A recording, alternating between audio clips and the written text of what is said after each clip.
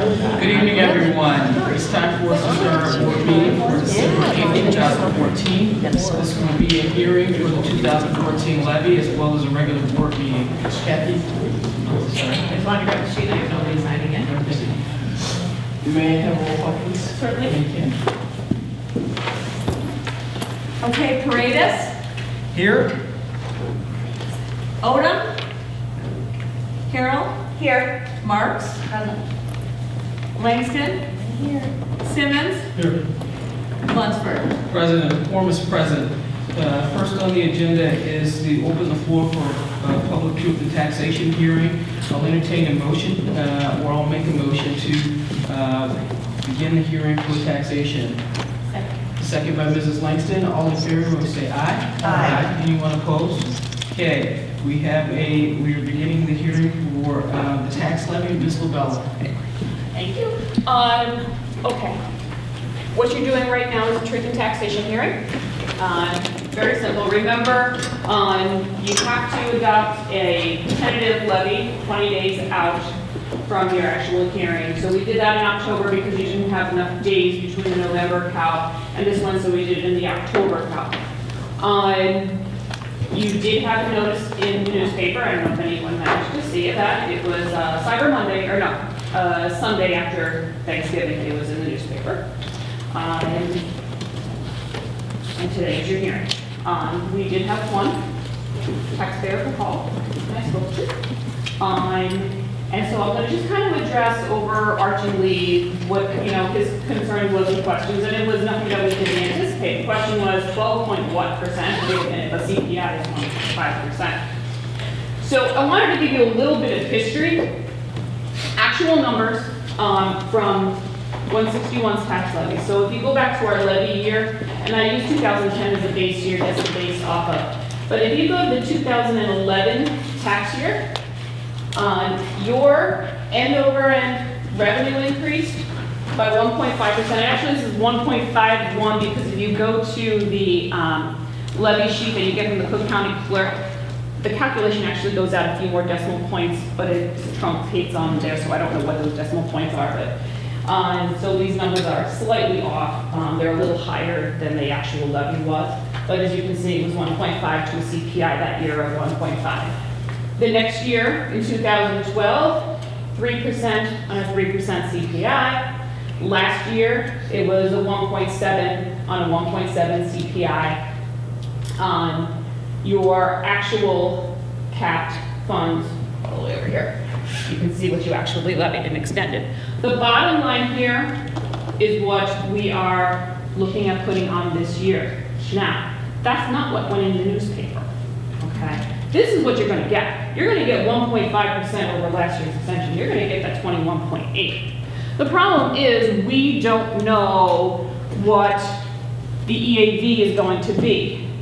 So it makes messing around within the funds a little more difficult. So what we put into the newspaper, which I'm going to call the truth in taxation, because it's not truth. The truth is it's going to be 1.5. What went into the newspaper was something higher, went in at 24.1%, just because we want to make sure the money is allocated into the proper funds within our levy. 24.1 million. Yes. Sorry, did I say percent? Yeah. Sorry. You're going to get really 21.9 if we get $1 million in new property. If we don't get $1 million in new property, it'll be something a little less than that, but it will be 1.5% of the prior use extension, so you'll get 1.5% on this number, okay?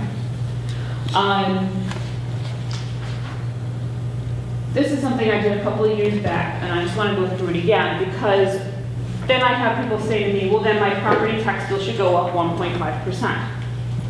Well, no. The levy and the total extension will go up by 1.5%.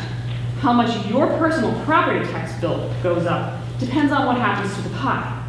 So in your base year, if you were getting $1,000 on your levy, and this is how it's distributed amongst your 5 taxpayers, everybody gets their piece based on their EAV, and they get, the homeowners are getting 10% of the bill, your big business is getting 50% of the bill, and your small business is getting 20% of the bill, okay? Once we add, say, a 2% CPI, it should fall out and everyone gets that 2% increase on the side. But that's not reality, and that's not what happens. It's the same pie, but nobody wants that biggest slice. So your businesses, that got weird, your businesses will appeal. So your big business that was 50,000 appealed to the Cook County, and they got their property tax reduced, okay? They got their EAV reduced. So now your base changed, and your percentages changed, because their piece of their bill went down 9%, everyone else's bill went up, because you're still entitled to that 2%. And it goes on like that. Let's say the small business appealed theirs. You got it reduced by 5,000. Now, this one isn't reducing as much, they're only down 4% now. This one's down 10%, but guess what? These people picked up and now their bill increased 20% because you're getting that full levy. It's just who's paying it that's different.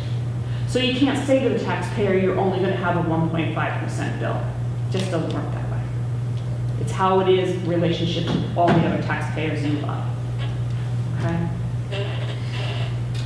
So this is the property tax levy that we're putting on. Again, it is inflated to that 24 million. It will be pulled back by Cook County once we know what the EAV is, and then it'll be appropriately put into these funds. We have levied high, especially in special ed and operations and maintenance, to make sure that we max out those funds, because that's really where we need the money.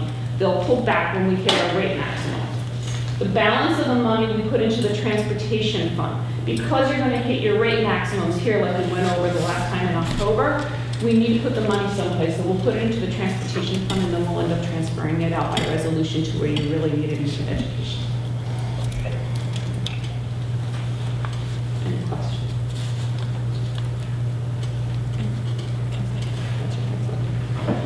This time we'll take public comments as it relates to the levy. Are there any public comments?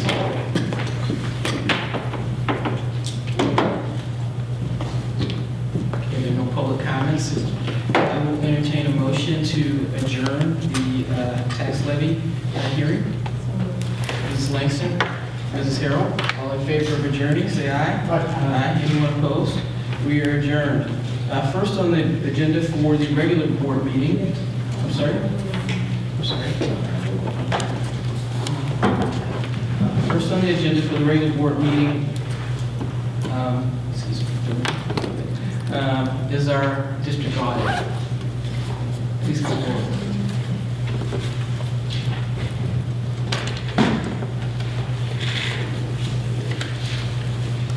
Thank you, Jen, for having us. We have a couple of things that we need to go over tonight. You should have your financial report that was sent to you on, I believe, Friday. You should also have an audit communication letter. So what we'll do tonight is go over the audit communication letter first, and then Adam will present the financial statements, and then if you have any questions, we'll address those when it's complete. The audit communication letter is, usually I hold a physical copy and show you, but it's only it's a several-page letter. And what this letter is our communication to the board of any problems in conducting the audit, whether we found any large discrepancies, errors, whether we had problems with management, whether there were changes in accounting principles or policy. There were none of those. The only issue that we have this year, and it explains why your financial statements are later than they were last year, is that you had a new appraisal performed on your capital assets, and we had difficulty obtaining a correct usable copy. That was not the district's fault, it was the appraisal company, and it was resolved about a week ago. Other than that, everything went as expected. We're ready for the financials. Right, we want the financial statements next. I'd like to direct you to page 1 of the report. This is the independent auditor's report. We'll go over this briefly here. A couple key things to note is we have audited the according modified cash basis financial statements of the district as of and for the year ended June 30, 2014. These financial statements are the responsibility of management, And our responsibility is to express an opinion on these financial statements, which is on page 2. Page 2 is our opinion. It is an unmodified opinion. This is the clean opinion, and this is the best opinion you can get. Just a quick terminology change from a couple years ago. It used to be called unqualified. They changed it to unmodified. It makes a little bit more sense when it's here unmodified. There's no modifications. So, any questions on the opinion? All right, we'll go into your financial statements next. We'll start on page 3C of the MD&A. What you have here is in front of you is the district's net position slash the balance sheet of the district for the last 2 years, and June 30, 2013 and June 30, 2014. As you'll notice, the district's total assets increased by $8.6 million during the year, from $49.4 in 2013, $58.1 million in 2014. Going down the line, you'll see that your liabilities increased by $9.1 million, $492,000 in 2013, to $9.6 million in 2014.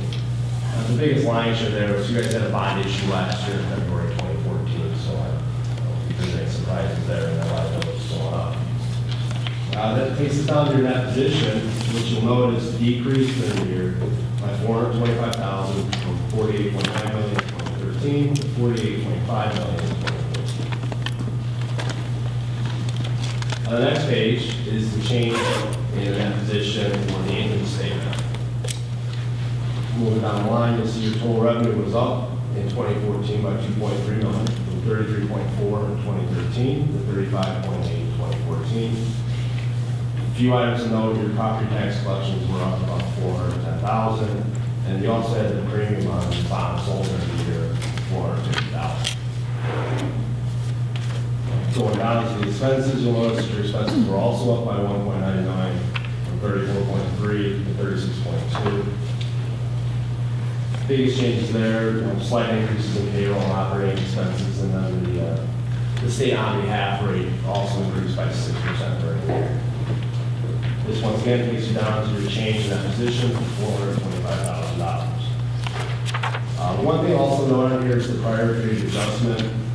This kind of touches on what Louise had to say on the ACL letter, and we'll get into that when we get into the notes here. Any questions on the income statement or the balance sheet over here? No? Okay. We'll move on to your footnotes next. Those start on page 11.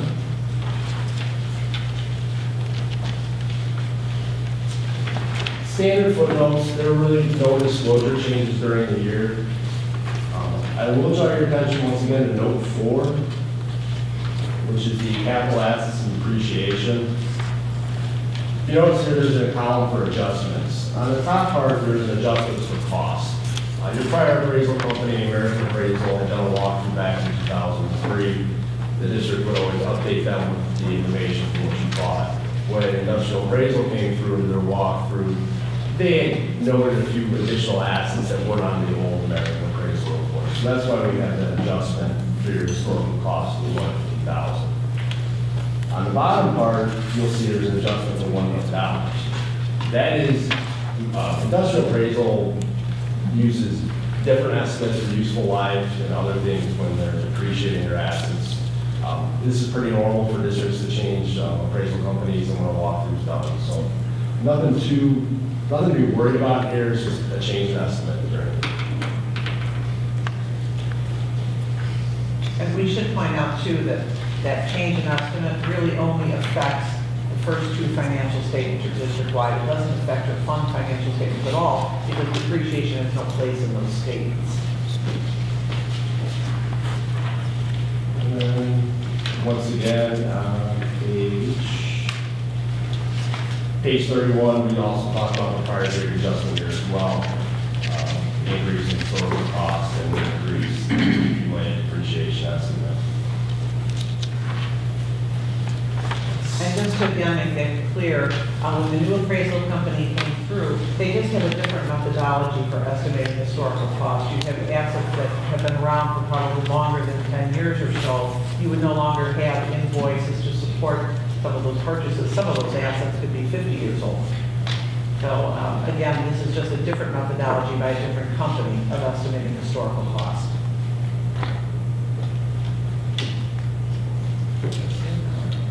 Any questions on the financials?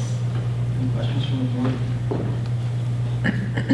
Okay, and you will notice one other thing, you do not have a third letter, which is the management letter. The management letter is where we would report to you any significant deficiencies or material weaknesses in your internal control over financial reporting. The lack of a letter means that we did not come across any significant deficiencies or material weaknesses, so that's really a little gold star for your administrative. Well, that is only one comment that I would like to add. I think last year was the first time that you did not have a qualification or comment of some sort, and that was due in the past because of internal controls. Not anything that our staff did, is because it was recommended, given the size of our staff, that we not take on the additional human resources to cover that. Since then, I believe last year your comment was that when you went in and you did testing, you felt as though that our controls were very good. Well, and some of that has to do, it's the preparation. The district has historically been very good. We don't, I don't recall ever having a large management letter for the district. But the point that was recurring year after year was on preparation of financial statements. It's required to be reported to the board as either significant deficiency or material weakness in internal control when the district cannot prepare their own financial statements. Most districts of this size choose not to prepare their own financial statements because it's burdensome and it's time consuming, and you'd rather spend your time doing what you're here to do than preparing financial statements.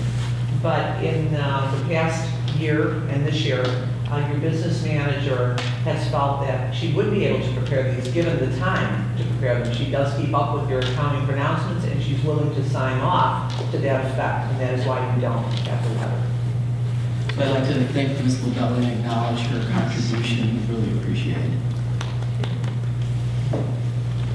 That concludes our presentation. Thank you very much. Questions? We'll move on to the agenda then. Next on the agenda is audience comments. We don't have any members of the community who have signed up for audience comments, and we move on with the agenda to the superintendent's report. Mr. Lester? Yes, thank you. Before I start my report, if we could take a moment of silence for Todd Smarin. He was one of our custodians who passed away during the Thanksgiving holiday. I would appreciate it.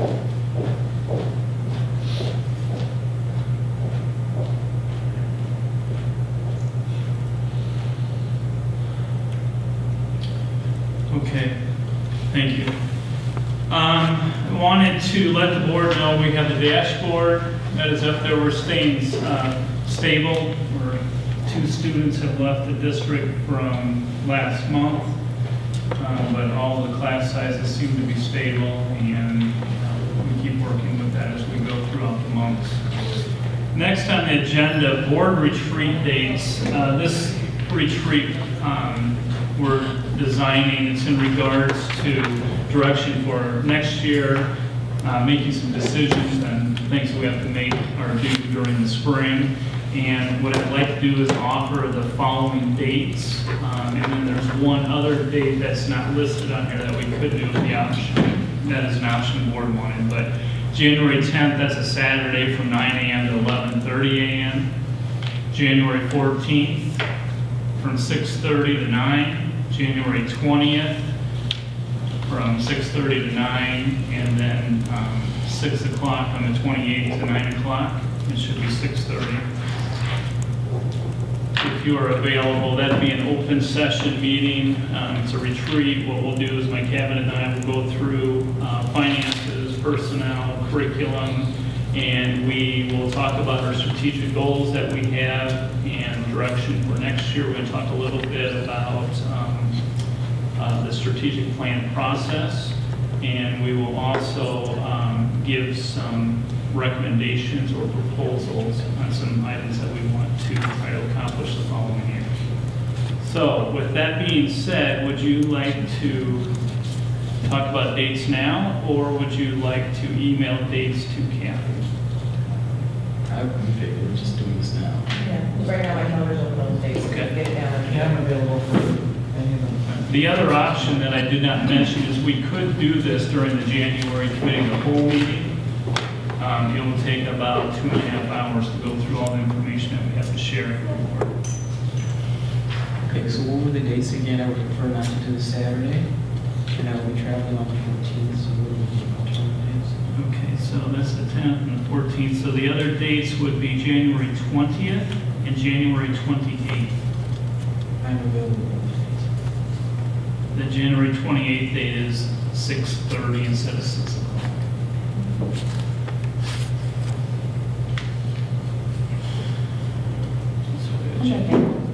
Both of those dates, I prefer the 20th.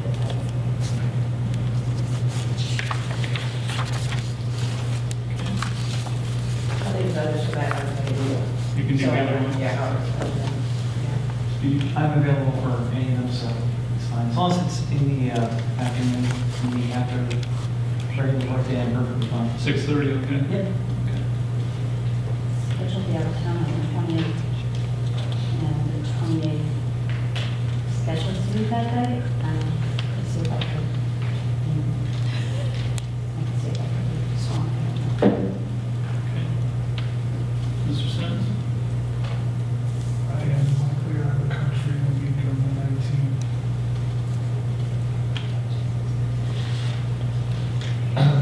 For me, it appears working at this point. Okay. Lisa? It's like that, whatever works for everybody. Right. Yeah, no, you proposed. Yeah, but I'm available. Okay, so let's go ahead and plan the 28th then, everyone? And we'll have that 6:30 something? 6:30 to 9. 30 for 9. 9 o'clock. Okay. Okay, thank you very much. Next will be board docs. Get back to this area for a second, right? Yeah, we'll let her know. All right, next, there's been some questions on the agenda on board docs. And I want to just show everyone right now, real quick, on how this works. This will take about 2 minutes, Ms. Perino. When you come to the agenda, you go to enter public site. And there's a simple agenda and there's a detailed agenda. And how do you see that? What you'll do is you'll go to view the agenda, or excuse me, print the agenda. And then at the top, you can see it says simple agenda. That's that's just a quick, what is it actually about? If you want to see a detailed agenda, then you hit detailed agenda, and that is the long form that takes place, and it explains what is going on. We don't have the option on board docs to put the long agenda in for, or how it's displayed. So when the community first goes to it, it's displayed as the short, but if you want to take a look at the detail, this is what comes up, and this is what we have up here for our residents that come in for our board meetings. So I wanted just to show the Board of Education that, and I know there's been some questions in the community too, so there's some explanation of how that works, et cetera. That's actually really helpful, because I might have mentioned it to you before too. How to communicate, just that simple thing that they can just look at that second tab or there's no communication. Yeah, I don't think we've done that out there. What we do in the schools, we post the long agenda. We post that here. We have that information here. So that's something maybe we could put out there. I think we talked about this when we first brought board docs on, but it's always good to refresh them. Can I just, I'm sorry, go ahead. I just wanted to add, the detailed version is also linked to eChalk. So when you pull up the calendar, it is able to view it that way. Okay, thank you. No, that's a small thing, that's really nice. Yeah, yes. Would it be a lot to have a link, like every 2 weeks, to go to the detailed documents? The detailed agenda? Would that be something that's easy, or would it be, Where would you put the link? well, for, right on the board docs, or the, right, the website and homepage, so that you could have an updated link that would take you directly to where you wanted to go. One of the things that I found in going through board docs, because I go through Board of Education, find board docs, I always get sent to the public site anyway. So now I've saved it as a tab on my computer where I can just click it and it goes right to the private site. So, maybe just an examination of how easy it is, how many clicks it takes to get from one place to another.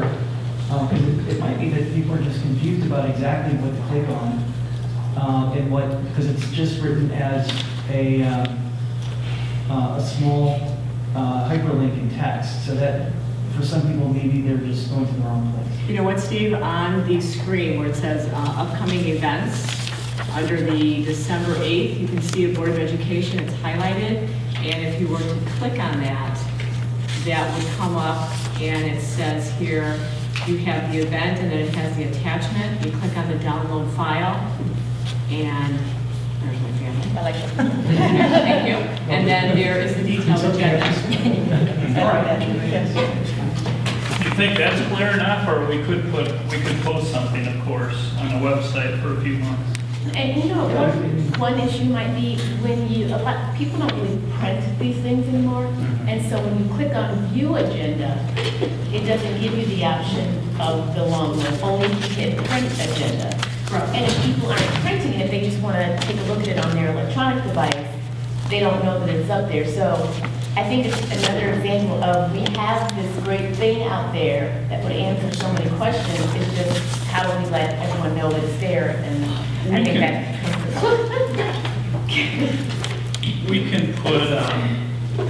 can put an announcement up on how to do it. Yeah.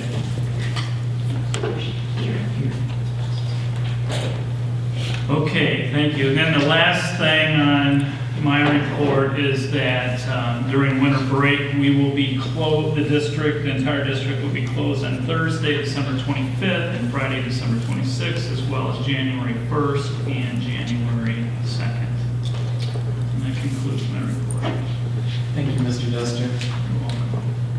Next on the agenda is the consent agenda. On the consent agenda, we have approval of the board minutes for past board meetings, as well as a gift from the PTO. We thank the district PTO for being such a great partner and for their contribution. If no one has any objections, I would like to approve all the items on the consent agenda at once. Just a question. Sure, go ahead. So there were items before we even got on the board, and I think it's okay for us to approve them, correct? Yeah, okay, we're just proving that they're, okay, that's what I'm making sure. Okay, I'll entertain a motion to accept the consent agenda items as presented. And Mrs. Langston, second, Mr. Paredes. Kathy, ma'am, roll call, please. Carol, Yes. Paredes, Yes. Marks, Yes.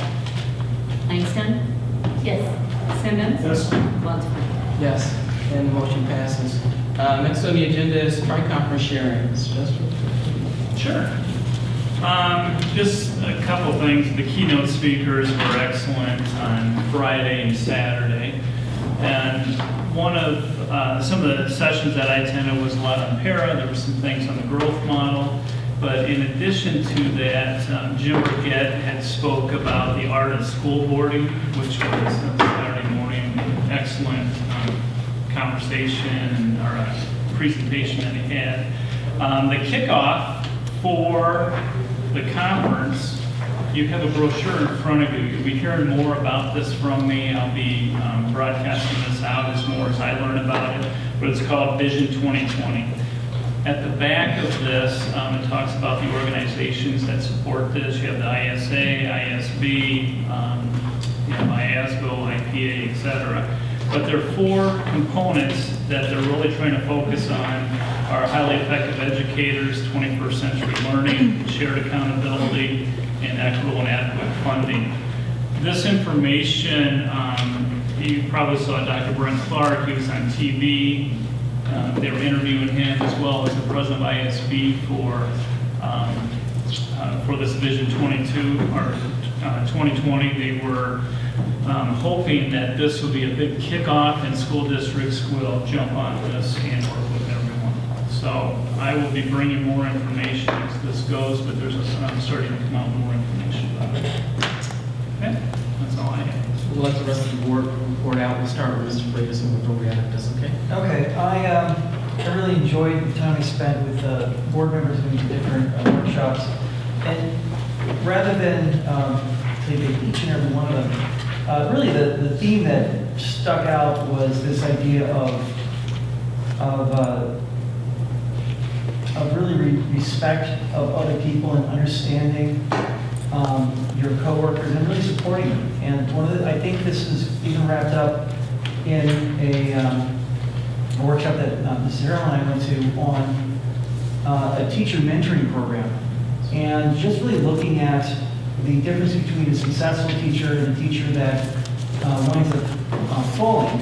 And I was really struck by the stat that 40% of new teachers wind up leaving the profession within 5 years.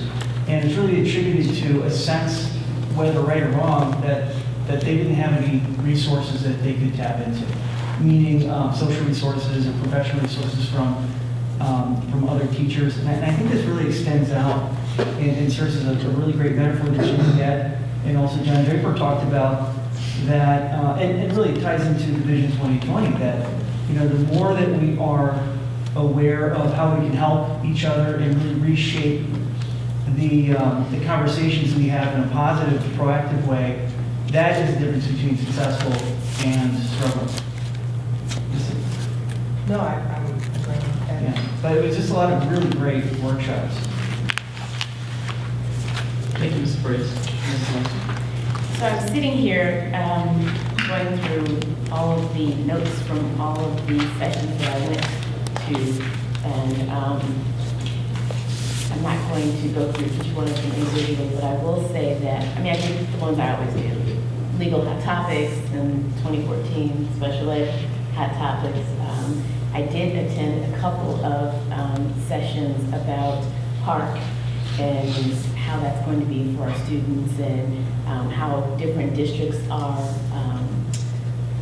preparing for that.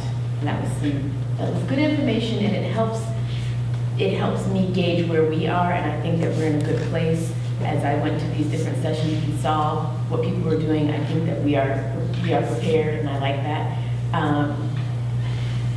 I also attended a number of sessions about communication, and the one common thread that went through all the sessions is that is an issue everywhere. And the one thing that I was looking for that I didn't really find was an answer. I just saw different ways that different districts are dealing with that issue.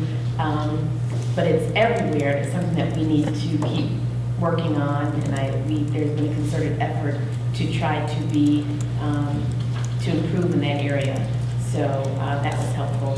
The other thing that I did was I went through the vendors downstairs, and actually one of the vendors gave me a packet, and he told me to give to our technology person, so I gave that to Mr. Lee. And then the other person, when I saw Ms. Majewski come in, I talked to the lady from RevTrack, so please remind me when we go before we go into closed session, to give you her card, because I asked her about being able to pay for all of your students at one time instead of doing them individually, and she said there's a way we can do that. So I got this especially for you. I've been carrying it around.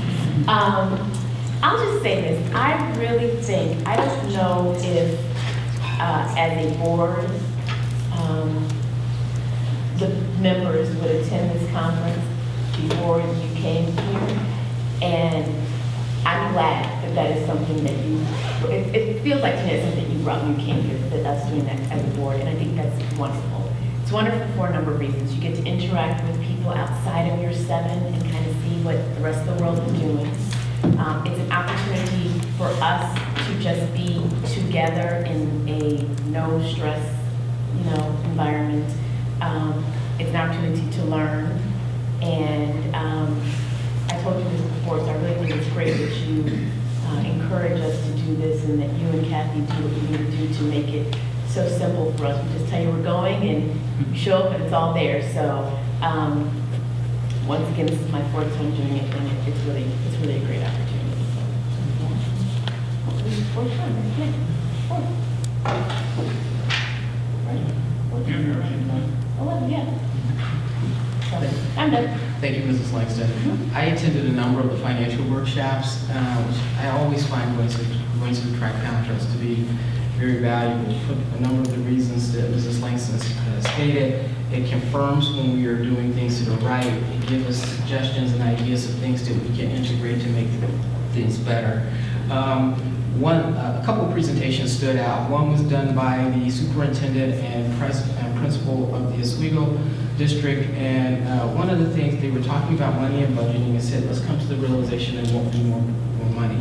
And so they put a focus on how they went about evaluating all of their programs, and they came up with a formula for return on investment, an educational return on investment, and that's how they measure success. And it's basically, they look at the increase in student learning multiplied by the number of students divided by the amount of money spent. And they come up with a return, and they use the ACT scores as a benchmark.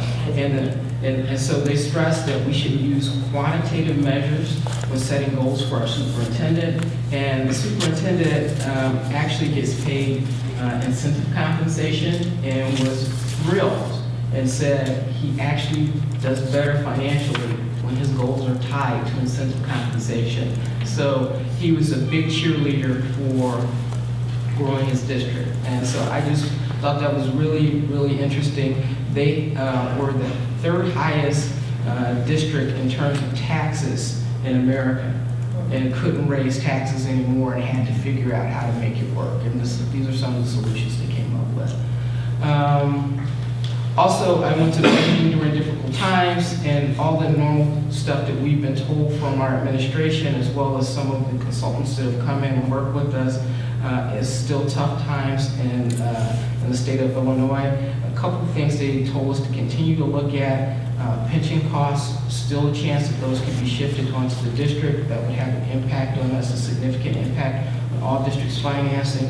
Some of the things that Ms. Lobella mentioned earlier today, EAVs are not getting better, they're getting worse, so therefore tax revenue is down. So just gave an overview and kind of confirmed some of the things we already know, that we really are going into a period where we need to be a little bit more cautious with money.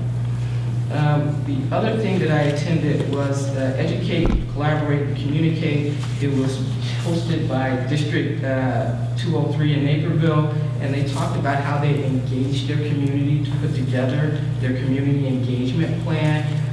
Talked about how they went to a committee structure, which included board members, administrators, and members of the community to be more collaborative, because they recognized that they would have to get endorsement from all stakeholders. So it made me think a little bit about maybe we should think about how we do some of our committee structures so that it's more collaborative with the community.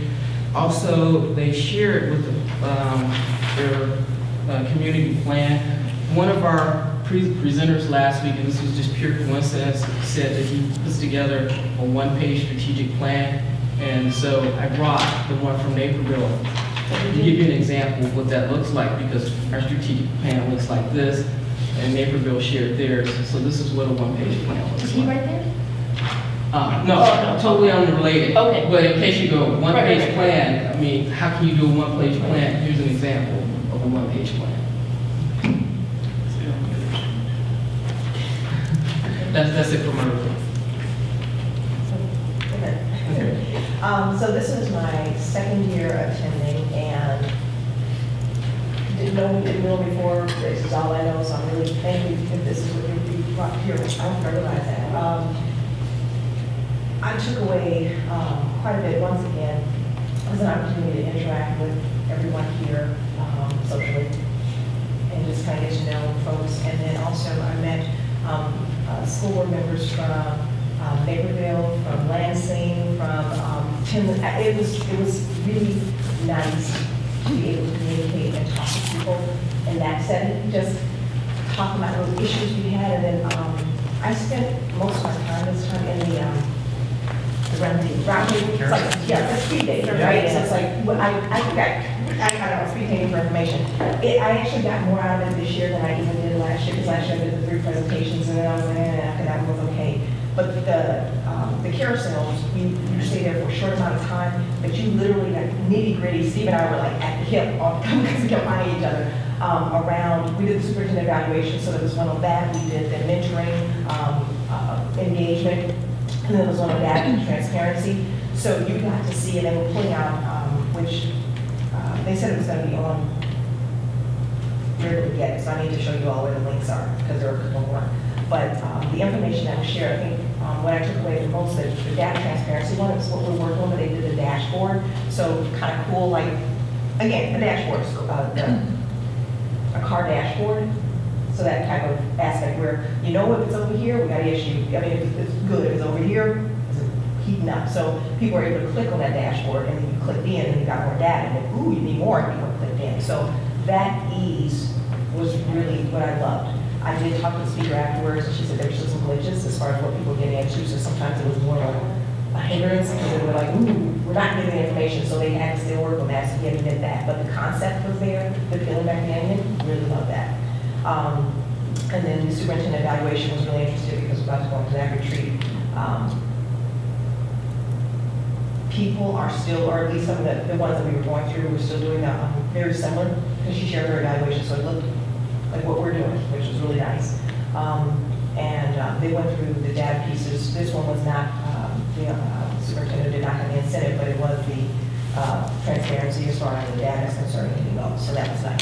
And then the mentoring one, people were so excited. They had teachers, so it wasn't just the principal, the superintendent, but it was the teachers, and they showed the mentoring relationships too. So that was very, very nice. The one session that I was most excited about going to, it was totally personal and selfish, was separating myself as from a parent, being a parent and on board. And then I didn't get to go because my child got sick. How about that? Redundancy.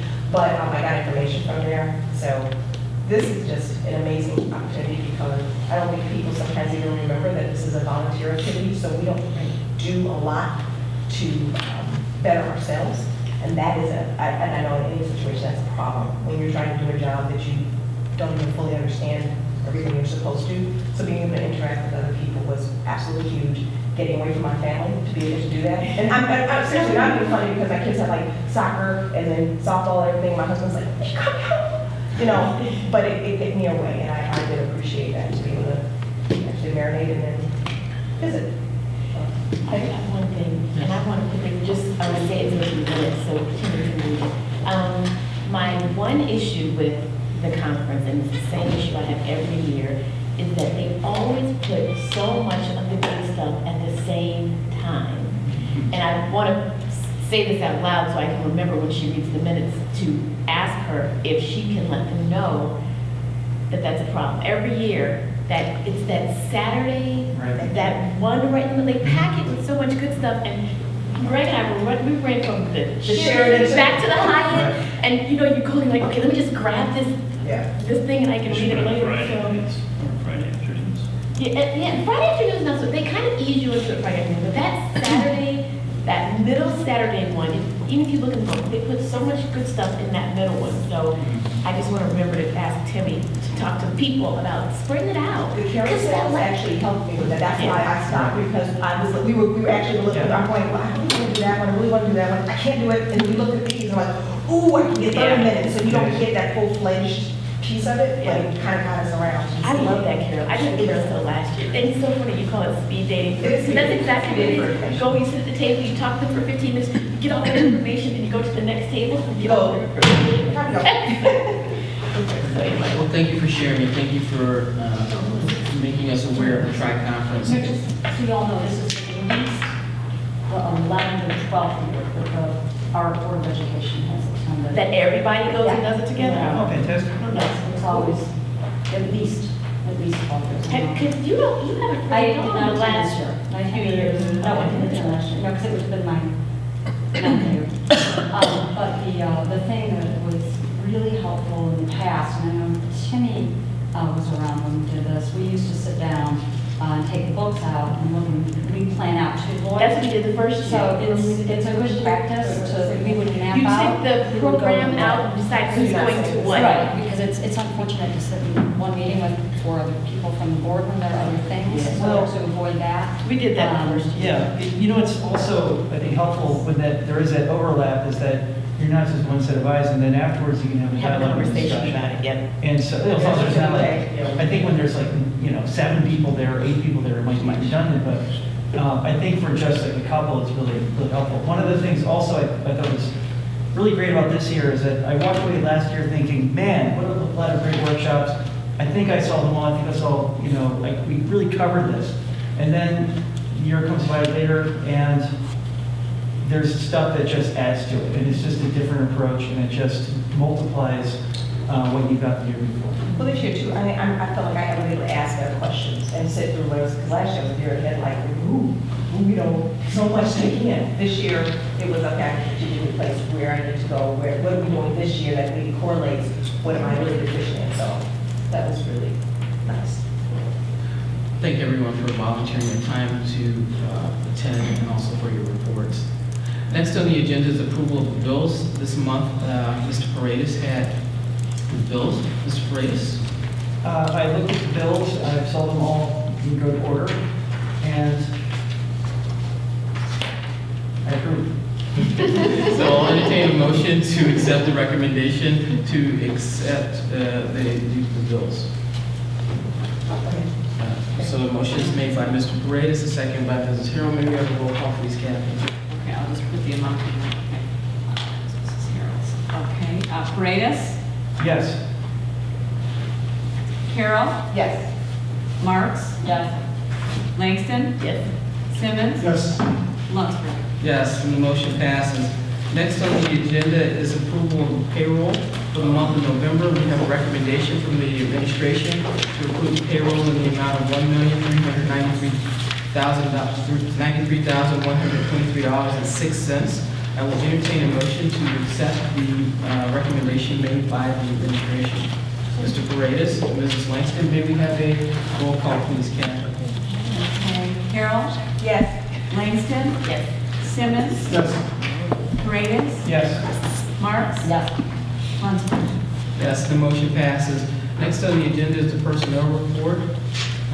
Mr. Duster, do you have any comments? If not, I'll entertain a motion to accept the personnel report as presented. Can you table that? I have some questions. Sure. Okay.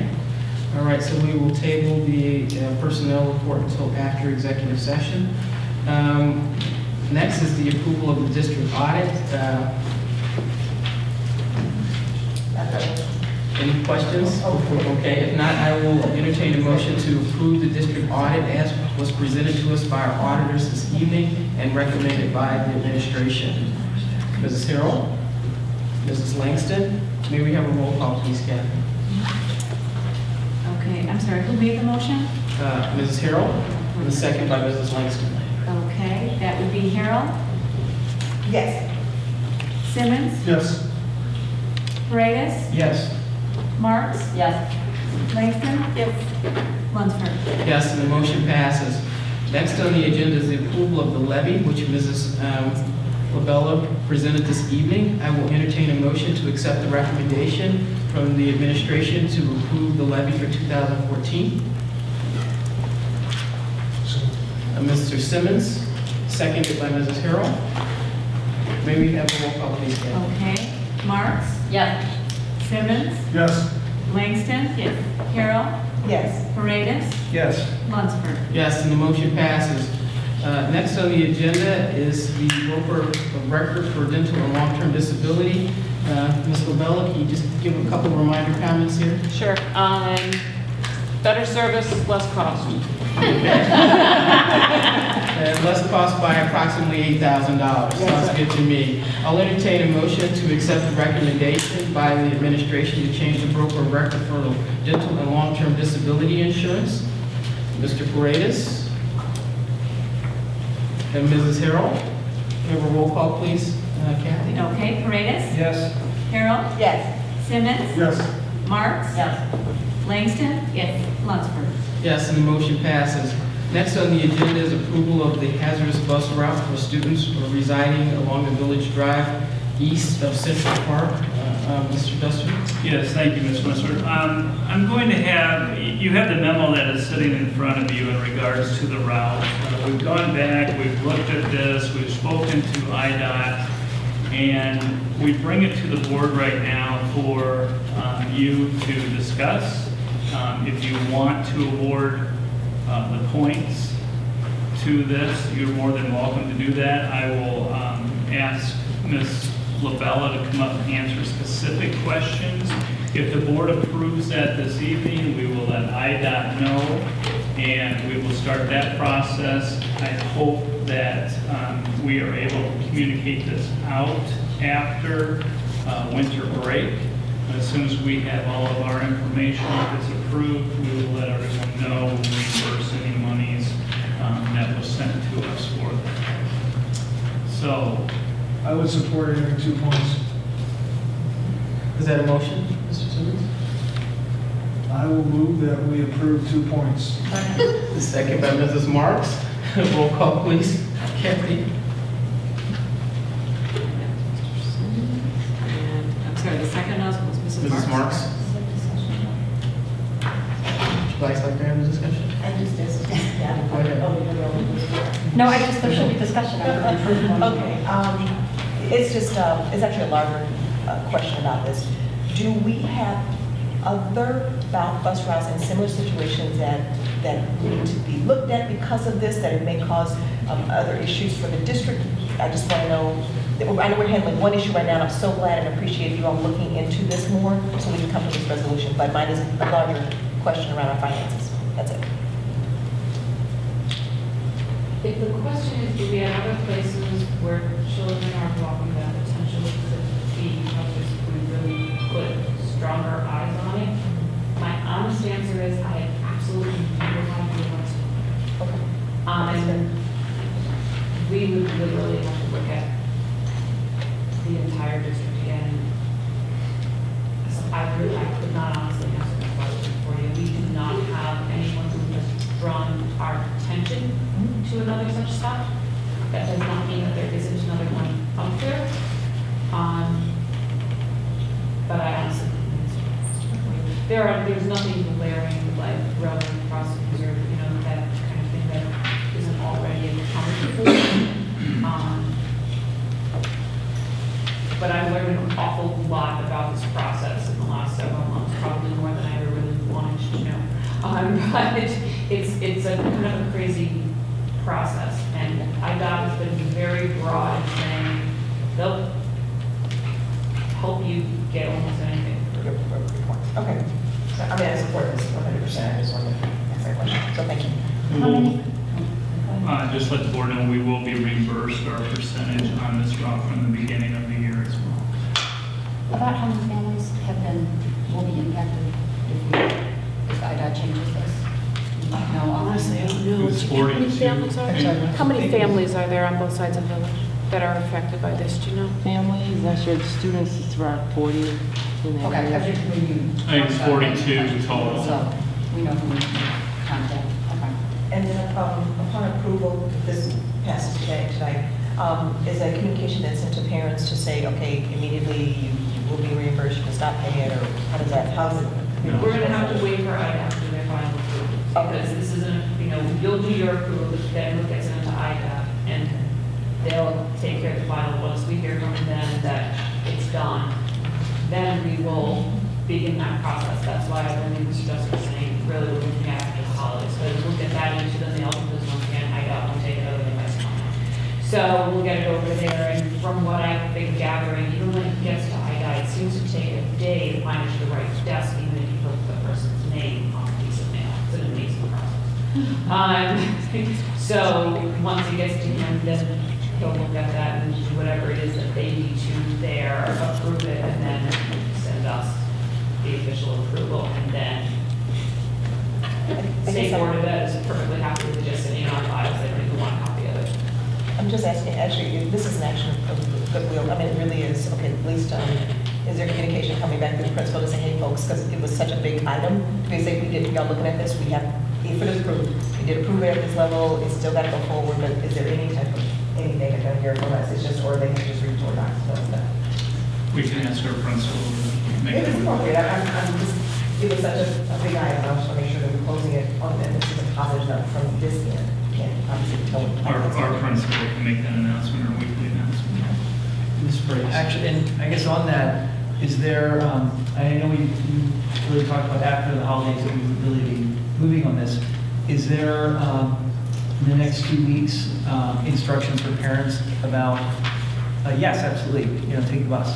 Or, I'm sorry, we're going to wait until January. Is there any guidance about that?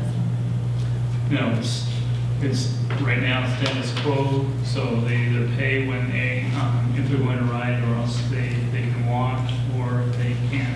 Okay, but just to be clear, if they pay now and then ride, they will or should be reimbursed for that? If they've already paid, they will be reimbursed their money back that they paid. Okay.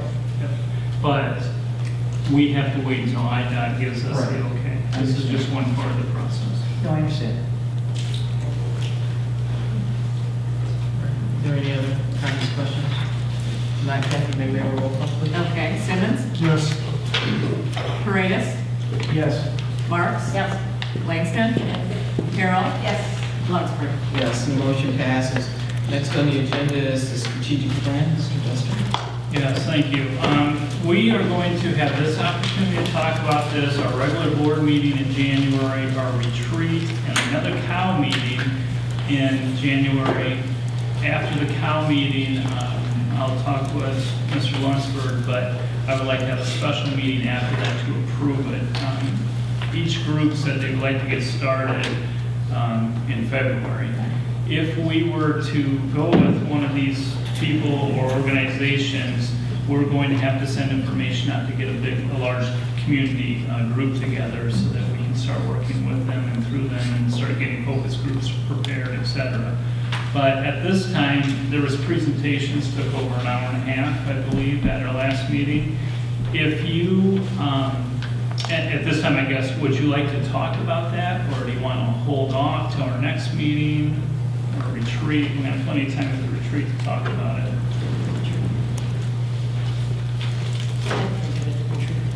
I would support the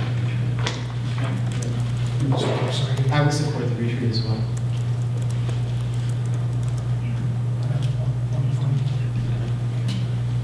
About the rest of the board. One question, was there, you may not even have an answer, was there any other focus in that, and just, when somebody said, was there any focus? Just didn't know if we might get a better focus, our study before our retreat, so we might be better prepared to not. That's fine. I think that's an excellent point. Is there, and on that, is there anyone, should we take, I don't know, have maybe a very brief discussion on anyone that really stuck out that we thought was like their favorite, or does that make sense at this point? I was thinking more along the lines of I know. eliminating, but I know what you mean, but I was just trying to think about that and see if we really, but I would say that in a more positive note, that I like the CEC, and the two gentlemen who came in to present as my 1, 2, and 3. See, So I forget the acronym for the other, at least the last presentation was, I think, my least favorite. ECRA. ECRA. The question for me is, because the last time the plan was done in-house, so the question would be, for the cost, how much analysis do we need?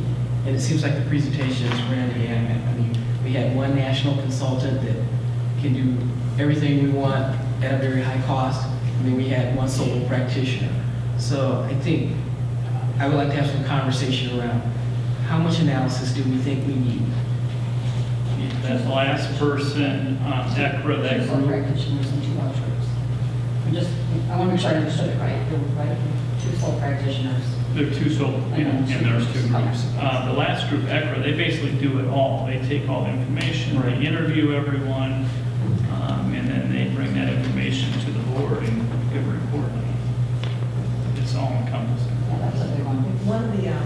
one of the sessions, I think you were at the session with me, or the speed date, Right, right. was on strategic planning, and then they had a consultant came in and charged like $1,200.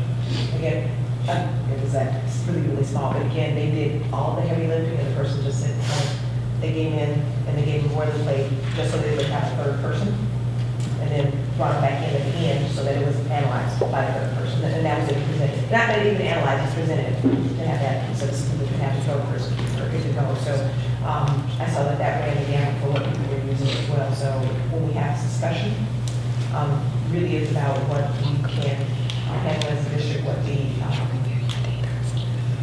I always look at what the culture is here, but also how consultants are mostly brought in because you're trying to have a third party to do it, not that you're unable to do it yourself. So I think there will be great discussion with us about how currently our relationship with the community is, how can we get information the best, and how can we disseminate the best. I'm starting the discussion now. Okay, board meeting. I'm sorry, board retreat. Yeah. Okay. Did we answer your question? Yeah. I just wanted to say that in response to, as Mark said, I thought the ECRA was my least favorite, and I would hope that we, from my perspective, focus on the other three. Yeah, I would share your thoughts. I think that almost $25,000 is a large chunk of change for what we're asking them to do. I'm not comfortable that our district of our size needs those kind of heavy guns. My only concern about CEC that I would look forward to discussing is that in looking at their presentation, they've had great experience. They've had a good deal of pretty rich experience.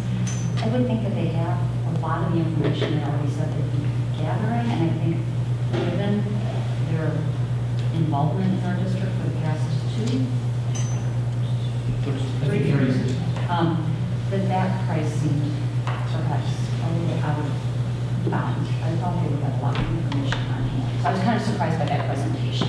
So What I liked about, I mean, we're not having a conversation now, but what I liked about the CEC is that they, I know, right, is that they have been involved with us so long, but since you've been involved with us so long, to your point, you don't, why are you charging us so much money if you already kind of know this stuff? But the other thing I would say is, let's also remember that we have not decided that we're not going to just do it in-house. So when we have this conversation, that's still an option that's on the table.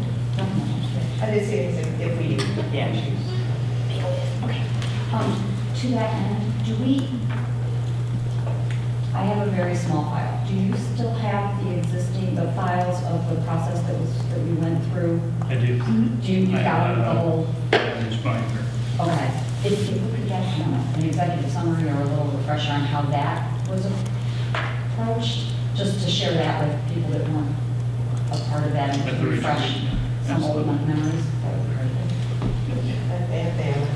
That question, because that was a question I had about how burdensome it was, because it is very task oriented. It's a lot. It is a lot. I mean, that's what people bring consultants in, again, not because they don't have the ability to, but it literally is, it takes time, and we have so much going on here. I'd love to have that conversation about that value for the use of your time and your staff's time. So, thank you very much. Yeah, since we weren't here, let me bring that. I can bring that. Thank you for indulging me. Any other comments, or are we wrapping that up? Okay. Next on the agenda is executive session. We're going into executive session, matters related to litigation as well as a closed session minutes. I anticipate we'll be in executive session for about an hour, and then we'll come back to open session. And the personal question, correct? I'll entertain a motion to go into executive session. Mrs. Harrell, Mrs. Langston, do we have a roll call, please, Kathy? Okay, Paredes? Yes. Carol? Yes. Mark? Yes. Langston? Yes. Simmons? Yes. Lunsford? Yes, we're in executive session.